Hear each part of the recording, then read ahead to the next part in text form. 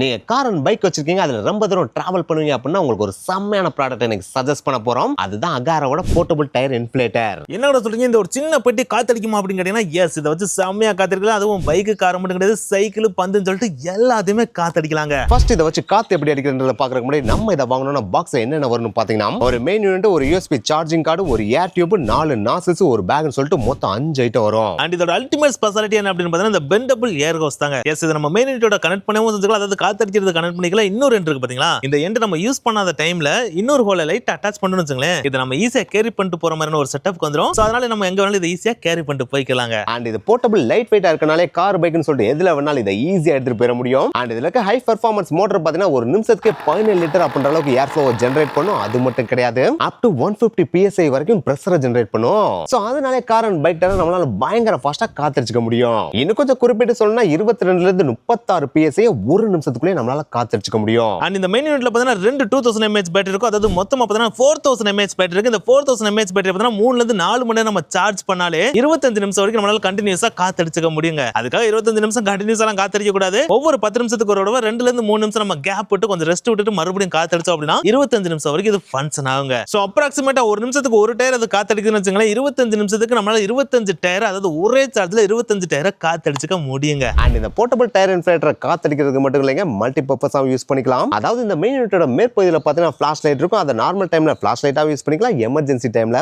Emergency லைட்டாவும் use பண்ணிக்கலாம். அந்த emergency லைட்டுக்கு 2 மோடு கொடுத்துருக்காங்க, அதுல எந்த மோட வேணாலும் நீங்க யூஸ் பண்ணிக்கலாம். அண்ட் முக்கியமான விஷயம், ரொம்ப இக்கட்டான சூழ்நிலையில இந்த இன்ஃப்ளேட்டரை பவர் பேங்காவும் யூஸ் பண்ணிக்கலாம்.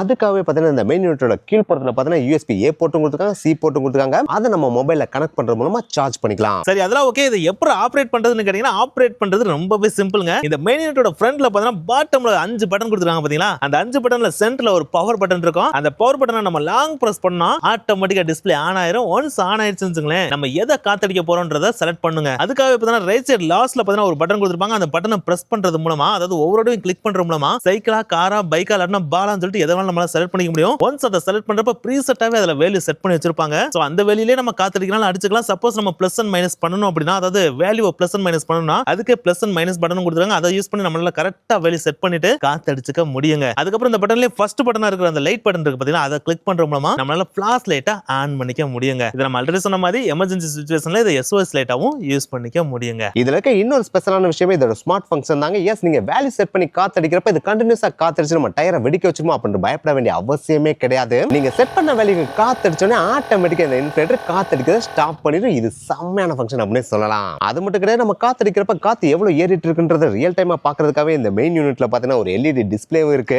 அந்த டிஸ்ப்ளேல காத்து எவ்வளவு ஏறிட்டு இருக்குன்றத நம்மளால ரியல் டைமாவே பார்க்க முடியும். அண்ட் இந்த இன்ஃப்ளேட்டர் கூட வர 4 நாசில்ஸ் யூஸ் பண்ணி நம்மளால மல்டி பர்பஸா காத்தடிச்சுக்க முடியும். நம்ம ஆல்ரெடி சொல்லியிருந்தோம். அந்த 4 நாசில்ல ஒன்னு பார்த்தீங்கன்னா ஃபுட்பால் காத்தடிக்கிற நாசிலா இருக்கும். அதை வச்சு நம்மளால எந்த பால் வேணாலும் காத்தடிச்சுக்க முடியும். அண்ட் 2 பிளாஸ்டிக் நாசில் இருக்கும். அதை யூஸ் பண்ணி ஸ்விமிங் பூல் அல்லது இன்ஃப்ளேட்டபிள் ஐட்டம்ஸ் இருக்கு பாத்தீங்கன்னா, அதை எதை வேணாலும் காத்தடிச்சுக்க முடியும். அண்ட் கடைசி இருக்கிற மெட்டல் நாசில் இருக்கு பாத்தீங்கன்னா, அதை யூஸ் பண்ணி தான் நம்மளால பைசைக்கிள் எல்லாத்தையுமே காத்தடிச்சுக்க முடியுங்க. சோ இந்த ஒரு யூனிட்டை வச்சு மல்டி பர்பஸா நம்மளால யூஸ் பண்ணிக்க முடியுங்க. சோ ஃபைனலா அந்த அகாரோட போர்ட்டபிள் டயர் இன்ஃப்ளேட்டர் உண்மையிலேயே யூஸ்ஃபுல்லா இருக்கான்னு கேட்டா என்னுடைய பர்சனல் ஒப்பீனியன் படி செம்ம யூஸ்ஃபுல்லா இருக்குங்க. நாங்களும் கார், பைக், பால்னு சொல்லிட்டு எல்லாத்தையும் காத்தடிச்சு பார்த்தோம். அது எல்லாத்தையும் காத்து செம்மையாயிருச்சு. சோ இது ஒர்த்தான கேட்ஜெட் தாங்க.